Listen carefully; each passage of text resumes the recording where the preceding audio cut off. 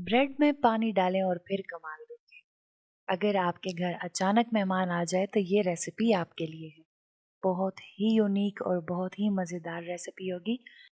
और ये इतनी मज़ेदार रेसिपी है कि ये खाने के बाद आप कबाब, कटलेट्स हर चीज़ भूल जाएंगे और आप यही रेसिपी बार बार ट्राई करेंगे। बच्चों के लिए बेहतरीन रेसिपी है, लाजमी ट्राई कीजिएगा और मुझे अपना फीडबैक लाजमी दीजिएगा।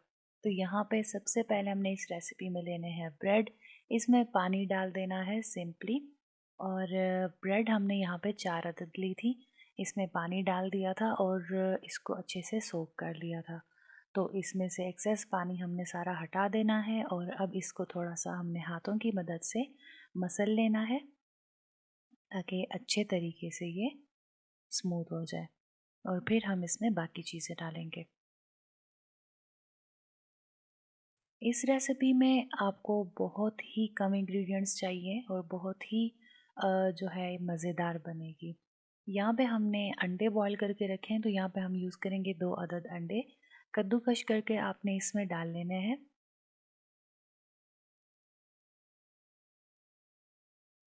तो बस अंडे जो है वो कद्दूकश हो गए हैं। अब हमने इसमें मसाले ऐड करने हैं। यहाँ पे हमने हरी मिर्चें 2 से 3 अदद काट के रखी हैं और इसमें डालेंगे एक मीडियम साइज़ का प्याज बारीक चॉप्ड किया हुआ। इसी तरह आपने छोटा छोटा पीसना है। अगर आप चॉप्ड कर लेते हैं तो और भी ज़्यादा बेहतर है, लेकिन उसमें से फिर आप पानी जो है वो प्याज का निकाल लीजिए। यहाँ पे हम नमक डालेंगे हाफ़ टी स्पून। आप चाहें तो कम ज़्यादा कर सकते हैं। और हाफ़ टेबल स्पून के करीब काली मिर्च पाउडर डालेंगे। हाफ़ टी स्पून इसमें चाट मसाला डालेंगे। आप चाहें तो ये स्किप कर सकते हैं, लेकिन चाट मसाला से जायका बहुत मज़े का आएगा।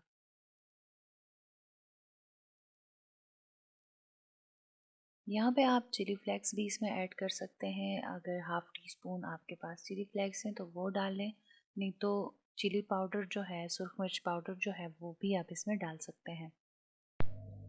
तो बस इसमें हमने हाफ़ टी स्पून सुरख मिर्च पाउडर डाल लिया है। अब हम अच्छे तरीके से सारी चीज़ों को मिक्स कर लेंगे। हाथों की मदद से अगर आप मिक्स करेंगे तो ज़्यादा अच्छा होगा, अच्छे तरीके से ये मिक्स हो पाएंगी।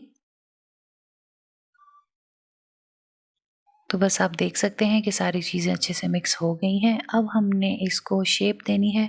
आप चाहे तो इसको शामी कबाब या फिर कटलेट्स जैसी शेप दे सकते हैं, या फिर आप रोल जैसी शेप भी दे सकते हैं। ये आप पे डिपेंड करता है आप कौन सी शेप इसको देना चाहते हैं। तो बस हमने इस तरीके से कटलेट्स की तरह इसको बना लेना है।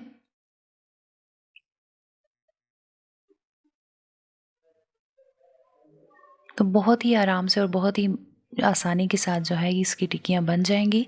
और हमने सारी ही इस तरह से टिक्कियाँ बना के और इसको साइड पे कर देना है।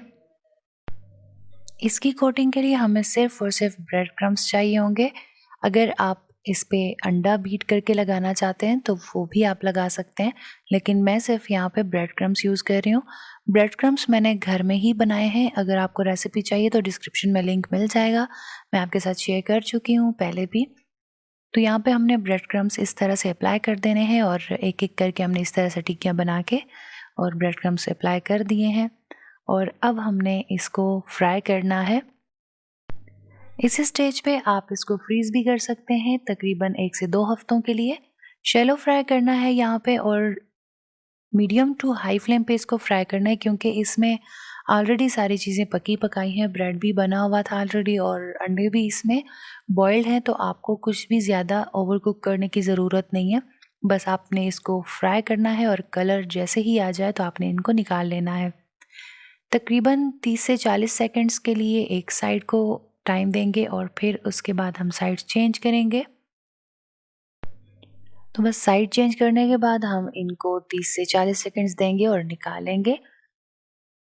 तो प्लेट में हमने इसको डिश आउट कर दिया है। आप चाहे तो केचप के साथ इसको सर्व कर सकते हैं या फिर आप मेयोनीज़ वगैरह के साथ भी सर्व कर सकते हैं। तो मज़ेदार किस्म के कटलेट्स तैयार हो जाएंगे। आप यकीन नहीं कर सकते इतने मज़े के लगते हैं। बच्चे बड़े सभी बहुत शौक से खाएंगे।